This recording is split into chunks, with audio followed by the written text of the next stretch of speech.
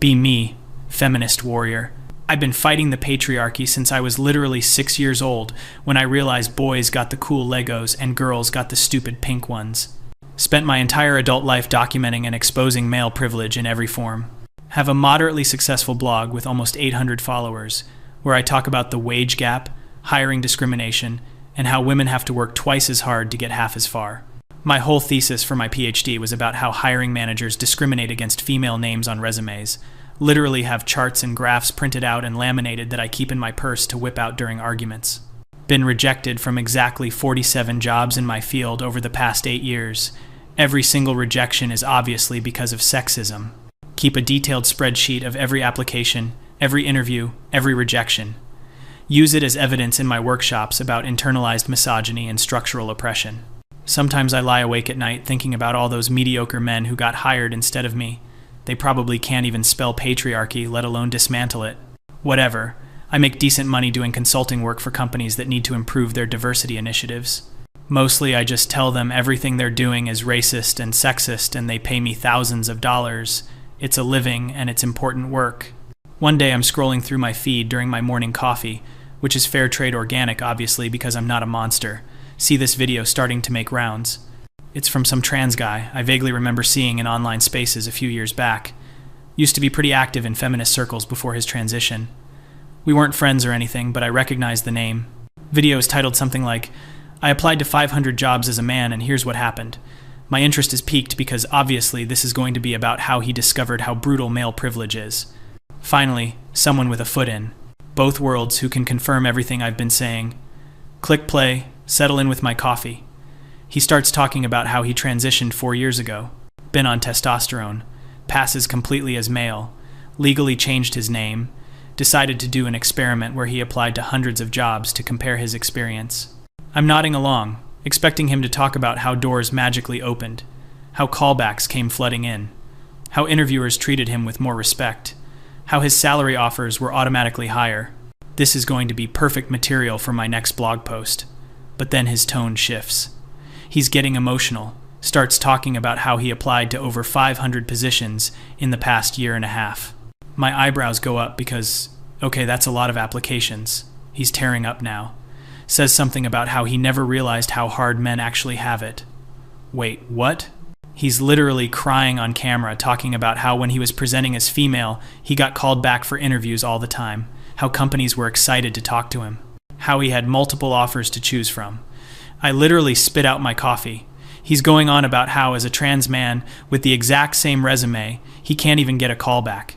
Talking about how he's sent out hundreds of applications and gotten maybe 15 interviews, how companies keep telling him he's not quite what they're looking for, how he sees women with less experience getting hired for positions he applied for.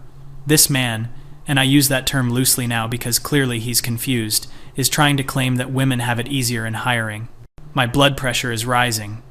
He's sobbing about how he never understood how disposable men are to society, how nobody cares if men are unemployed or struggling, how there are no programs or support systems, how he used to get sympathy when he was presenting as female, but now people just tell him to work harder. The comments under the video are even worse. Thousands of men chiming in with their own stories, talking about how they've sent out hundreds of applications, comparing notes on rejection emails, discussing how they've been told they're not diverse enough. Some of them are talking about how they see less qualified women getting hired because of diversity quotas. My hands are literally shaking. This is the most dangerous kind of content because it's coming from someone who supposedly experienced both sides. This is going to undo years of work. Years of carefully documented evidence of discrimination against women. I immediately start drafting a response in my head. This person is clearly dealing with some internalized misogyny that's manifesting as this bizarre self-hatred, or maybe he's just lying for attention and views. Probably got some alt-right funding to create propaganda. That has to be it. Men are always making up stories to pretend they're the real victims. I spend the next 3 hours hate watching his other videos. He has a whole series about his experience. Talks about how he used to blame the patriarchy for everything. How he genuinely believed women were systematically oppressed in every way. How transitioning completely changed his perspective.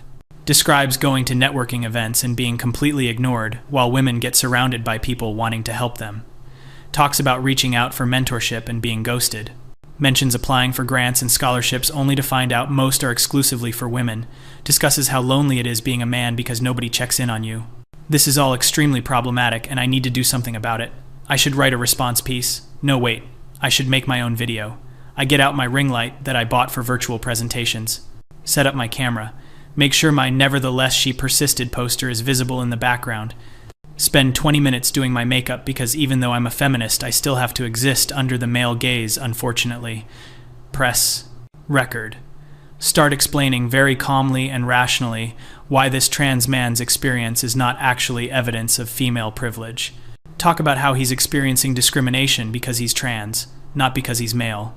Explain that any difficulties he's having are because of transphobia from the patriarchy.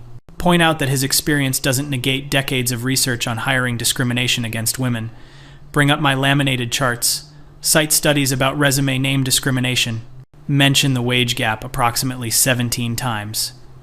Record for about 40 minutes. It's good content. Really good. Spend 2 hours editing it to make sure I sound perfect.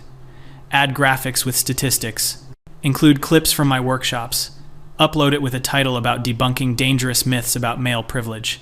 Sit back and wait for the validation. Check my views obsessively for the next few hours. Only get about 30 views, and 12 of those are probably me checking to see if it's rendering correctly. 2 comments. One is spam, and the other is from my mom saying she's proud of me. Meanwhile, the trans guy's video has like 800,000 views and is trending. This is fine. This is just because algorithms favor male content creators. More proof of the patriarchy, actually. Over the next few weeks, this video keeps spreading. It's all over social media. Men are sharing it everywhere, saying things like, "Finally someone speaking the truth," using it as proof that feminism is based on lies. I'm getting angrier and angrier. Keep posting threads about why this is wrong and dangerous. Write multiple blog posts breaking down every claim. Reach out to my network of feminist activists to coordinate a response. We all start posting about how this narrative is harmful, how it's being weaponized by the manosphere, how we need to protect women's spaces and women's opportunities. But something weird starts happening. My consulting jobs start drying up. Companies stop calling me for diversity training. When I do get callbacks and mention that I specialize in addressing male privilege and centering women's voices, I get polite brush-offs. One HR manager actually says they're looking for someone who takes a more balanced approach. Balanced approach to dismantling the patriarchy? I'm livid. This is all because of that stupid video. It's poisoning the discourse, making companies afraid to actually address their discrimination against women. I decide I need to do something more direct. Find the trans guy's social media profiles. He's active on several platforms, mostly just talking about his experience and responding to other men. I send him a very carefully worded message explaining why his content is problematic. Tell him that he has a responsibility to not spread misinformation. Explain that his experience is not universal and he's actually harming women by giving ammunition to misogynists. Suggest that he needs to do more research on systemic oppression. Offer to send him some reading materials from my dissertation. He doesn't respond for 3 days. When he does, it's brief. Says something like, "I'm just sharing my experience. I'm not trying to speak for everyone." That's it. No engagement with my points. No acknowledgement of the harm he's causing. Typical male behavior, honestly. Even from trans men, apparently. I write a longer message explaining in detail why just sharing his experience is actually a political act. How his platform comes with responsibility. How he's being used by anti-feminist groups, whether he realizes it or not. This time he responds even faster. Says he's not interested in debating and he's going to block me if I continue. He actually threatens to block me. I'm trying to educate him and he's threatening me. I point out that this is exactly the kind of silencing tactic men use against women. He blocks me. Actually blocks me. I've never been so insulted in my life. I make posts about it on all my platforms. Talk about how this is evidence of male socialization. How even trans men benefit from patriarchal attitudes. Get a handful of likes from my followers, but nothing goes viral. It's so frustrating. Meanwhile, this guy is doing interviews now. He's on podcasts, talking to men's groups. His story is being featured in articles about men's issues. He's become this poster child for men's rights activists. Everything I've worked against my entire adult life. I keep trying to get media outlets to cover the feminist response, pitch stories about why his narrative is flawed, offer to write op-eds, suggest myself as an expert commentator to provide counterbalance, get rejected or ignored. by basically everyone. One editor actually tells me that the angle I'm proposing isn't relevant to their readership. Not relevant? The patriarchy is always relevant. I'm beginning to realize that I'm fighting an uphill battle, but I've never backed down from a challenge. Decide to do a deep dive investigation into this guy. Maybe I can find evidence that he's being funded by some men's rights organization. Spend hours going through his social media history, looking for connections to problematic groups, checking who shares his content, trying to find the smoking gun that proves this is all a coordinated attack on feminism. But I find nothing. He just seems like a regular person sharing his experience. His earlier posts from before transition are actually pretty feminist. He used to post about the wage gap and reproductive rights. Seems like he genuinely believed in the cause, which makes his betrayal even worse somehow. I expand my investigation to look at the data he's presenting. He claims he applied to over 500 jobs and tracked everything. Says he got callbacks for about 3% of applications as a male versus about 15% when his resume appeared female. These numbers seem made up, to have to be. I start looking into actual studies on this topic, fully prepared to debunk him with science. But then I find something that makes me uncomfortable. There are actually several studies showing that in certain fields, especially STEM and academia, women do get preferential treatment in hiring. There's research about how diversity initiatives sometimes lead to gender preferences, data showing that in some sectors, being female on a resume is actually an advantage. I feel sick. This can't be right. I keep digging, looking for the methodological flaws, trying to find the problems with these studies, but they're from legitimate sources, peer-reviewed journals, respected researchers. I tell myself that these are exceptions, that they only apply to specific fields, that overall, women still face discrimination. The wage gap is still real. Glass ceiling is still real. All of that is still true. But there's this small voice in the back of my head now. What if things are more complicated than I've been saying? No, that's internalized misogyny talking. I silence that voice immediately. I've dedicated my entire life to fighting for women's equality. My career is built on exposing male privilege. I can't start doubting now. That would mean everything I've worked for is based on incomplete information. It would mean I've been wrong. And I'm not wrong. I'm never wrong about this. Decide to go back to applying for jobs myself. I need to prove that discrimination against women is still alive and well. Update my resume with all my recent work. My speaking engagements about feminist theory. My publications on gender discrimination. My consulting work on diversity and inclusion.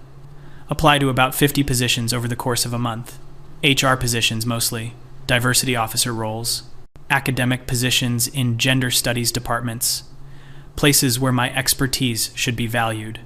I get 3 callbacks, 3 out of 50. That's 6%. Worse than what the trans guy reported as a male.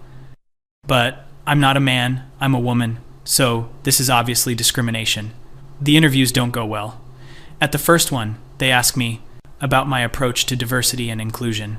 I start explaining my framework for addressing male privilege and centering marginalized voices, specifically women and non-binary individuals. The interviewer, who is a woman herself, looks uncomfortable. Asks me how I would handle situations where men feel excluded or discriminated against. I explain that reverse sexism isn't real and that men's feelings of discomfort are just them experiencing equality for the first time. She writes something down. The interview ends shortly after. I don't get the job. Second interview is at a tech company. They're looking for a diversity consultant. I come prepared with presentations about how tech culture is inherently misogynistic. Talk about bro culture and how women are pushed out of tech spaces. Suggest implementing women-only networking events and mentorship programs. Propose diversity quotas that prioritize hiring women. The panel interviewing me includes 2 men and 1 woman. One of the men asks what programs I would suggest for supporting male employees. I'm confused by the question. Explain that men don't need support programs because they already have structural advantages. He presses the issue, mentions something about male suicide rates and workplace deaths. I tell him that's derailing and we need to focus on women's issues. The woman on the panel asks how I would measure success. I say, by the number of women in leadership positions and the reduction of male dominance in technical roles. They thank me for my time. I don't get that job either. A third interview is for an academic position. This should be a slam dunk. It's literally a gender studies department. These are my people. But during the interview, they ask about my research interests. I talk about my ongoing work documenting male privilege. One of the professors asks if I've considered intersectionality in my work. Of course I have, I say. I talk about how women of color face additional discrimination, how queer women are marginalized, how disabled women are overlooked, she nods, but then asks about men, about how race and class might affect men's experiences differently. I'm taken aback. Start to explain that while individual men might face challenges, they still benefit from systemic male privilege. She looks skeptical. Brings up some recent research about how working class men are actually falling behind in education, how boys are struggling in schools, how men are increasingly disconnected from social support systems. I counter that this is still ultimately caused by patriarchy and toxic masculinity, that men have created these problems for themselves. The interview feels tense after that. I don't get that job either. 0 for 3. This is fine. It's just bad luck, and probably discrimination. Definitely discrimination. But I'm starting to feel a creeping doubt. What if the trans guy was actually onto something? No, absolutely not. I push that thought away. Instead, I decide to try an experiment of my own. If he can do a resume experiment, so can I. I create 2 versions of my resume. One with my real name, obviously female. One with a male name, everything else identical. Apply to the same positions with both. Wait to see what happens. This is going to prove that women face discrimination. I'll get more callbacks with the male name, and then I can write about it. Expose the bias. Vindicate everything I've been saying. Applications go out. I wait. Check my email obsessively. First callback comes in. It's for the female name. That's fine. Could be a coincidence. Second callback. Also for the female name. Third callback. Female name again. Over the next 2 weeks, I get 7 callbacks total. 6 are for the female version of my resume. 1 is for the male version. This doesn't make sense. I must have done something wrong. Maybe the positions I chose were biased somehow. I try again with different jobs. Same result. The female name gets more responses. I'm sitting at my desk staring at my laptop screen. My whole world is crumbling. Everything I've believed, everything I've taught, everything I've built my career on, it's not that it's wrong exactly. It's just more complicated than I wanted to admit. But I can't admit that. If I admit that, what does that mean? That I've been lying to people? That I've been taking money to teach companies about discrimination that might not exist the way I said it did? That all those times I didn't get a job, it might have been because I wasn't the best candidate, not because of sexism? No. There has to be another explanation. Maybe it's the specific field I'm in. Maybe HR and diversity roles prefer women. But that doesn't help because that's most of what I'm qualified for. I go back to the trans guy's content. Watch more of his videos. He's posted some follow-ups. Talks about how he's finally gotten a job after nearly 2 years of searching. Says he had to take something way below his qualification level. Describes the relief of finally having income again. Mentions how humbling the experience has been. Says he still supports women's rights, but he understands now that both men and women face different challenges. Advocates for addressing issues affecting everyone, rather than competing over who has it worse. The comments are full of men thanking him for speaking up, sharing their own stories of unemployment, talking about how invisible they feel, how nobody cares about their struggles. I read through hundreds of comments. Men talking about applying to jobs for years. Men discussing how they see less qualified women getting hired. Men sharing experiences of being told they're not diverse enough. Men describing how lonely and disposable they feel. Part of me wants to dismiss all of this as whining, as men being upset that they're finally facing consequences for millennia of oppression. But another part of me is reading these stories and seeing real pain, real human beings struggling. I think about my own male colleagues over the years, the ones I dismissed as privileged. Were they actually struggling and I just didn't care? I remember this one guy from grad school. He applied to over 100 academic positions and got nothing, ended up leaving academia entirely. I thought at the time that he probably just wasn't good enough, that he felt entitled to a job because he was male. But what if he was just going through the same brutal job market as everyone else? What if being male actually made it harder for him because universities were prioritizing diversity hires? I feel sick again. Not because I'm wrong, I can't be wrong, but because the possibility that I might be wrong is destroying everything. My phone buzzes. It's an email from one of my consulting clients. Well, former client. They're canceling the remaining workshops they had scheduled with me. Say they're going in a different direction. That's the fourth client I've lost this month. My income is basically gone. I should be applying for jobs, but I can't bring myself to do it. What's the point? I'm a woman, so I should have it easier, right? That's what my own data is showing me. But I'm not getting jobs. So either my data is wrong, or I'm just not good enough. And I can't accept either of those possibilities. I spend the next few days spiraling, barely eating, not showering, just lying in bed, scrolling through more of this guy's content. He started a podcast now, interviews other men about their experiences. They talk about loneliness, unemployment, lack of support, feeling disposable, topics I've always dismissed as men whining about losing their privilege. But listening to these conversations, they don't sound like privileged people. They sound like people hurting. One episode really gets to me. He interviews a guy who's been unemployed for 3 years, applied to over 1,000 jobs, has a master's degree, sees women with bachelor's degrees getting hired for positions he's overqualified for, talks about how he can't get a date because women won't consider unemployed men, how his family is disappointed in him, how he's considered starting over with a new identity just to have a chance. The desperation in his voice is real. I feel something I haven't felt in a long time. Empathy for a man. Not sympathy or pity, but actual recognition of shared human struggle. It's terrifying.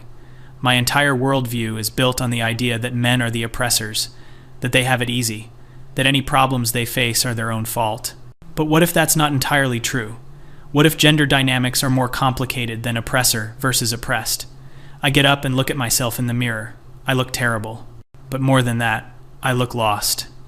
My whole identity is wrapped up in being a feminist warrior, in fighting the patriarchy, in exposing male privilege. Who am I if I can't do that anymore? Who am I if the enemy I've been fighting is at least partially a phantom? My phone buzzes again. It's a message from one of my feminist group chats. Someone's posted the trans guy's latest video. Everyone's talking about how to counter his narrative, how to minimize the damage he's doing. Someone suggests trying to get his content removed for spreading misinformation. Another person proposes organizing a campaign to pressure platforms to stop promoting him. They're asking me to help since this is my area of expertise. I stare at the messages.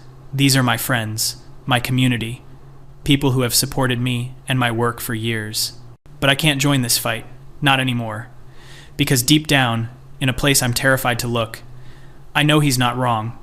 I know my own experiments confirmed what he's saying. I know that my entire career has been built on a narrative that's at best incomplete and at worst false. I close the group chat without responding. Sit down at my computer. Look at all my materials. My presentations about male privilege, my workshops on gender, discrimination, my blog posts about the patriarchy. Thousands of hours of work, all of it based on the assumption that men have it easy and women have it hard. All of it ignoring any evidence to the contrary. I think about that trans guy. How he lost everything, his community, his beliefs, his sense of identity, all because he was honest about what he experienced. How he had the courage to speak up, even though he knew it would cost him. And here I am, too cowardly to even admit to myself that he might be right. I could make a video right now, could admit that I was wrong, could talk about what I've learned, could advocate for a more nuanced understanding of gender issues. But I won't, because that would mean giving up everything. My reputation, my career, my identity, my community. It would mean admitting that I've been hurting people, that I've been dismissing real struggles, that I've been so focused on my own narrative that I couldn't see the truth, and I'm not brave enough for that. Instead, I close my laptop and make myself some tea, and decide that I just need to try harder. I need to find the right job where my skills are appreciated, need to find the right audience for my message, need to refine my arguments so they're bulletproof. The trans guy and his stupid video don't matter. My failed experiments don't matter. The declining client list doesn't matter. I'm right and everyone else is wrong. I have to be right. Because if I'm not right, then what have I been doing with my life? As I sip my tea, I can hear his words echoing in my head from one of his videos. Something about how the hardest part wasn't being unemployed. It was realizing that nobody cared, that as a man, he was invisible and disposable, that he had to succeed or fail entirely on his own. And I think about my own life, how many support systems I've had, How many programs and scholarships and opportunities were available specifically for women? How many people reached out to help me? How I've always had a community rallying around me. Things I've always taken for granted. Things I've claimed weren't enough. Things I've said don't make up for systemic oppression. But sitting here alone in my apartment, unemployed and running out of money, I realize that I'm not struggling nearly as much as a man in my position would be. I have friends checking on me. I have women's networking groups offering support. I have programs I could apply to. I have people who care. And I've spent my whole life complaining that it wasn't enough, claiming I was oppressed, claiming men had it easy. The tea tastes bitter. Or maybe that's just me.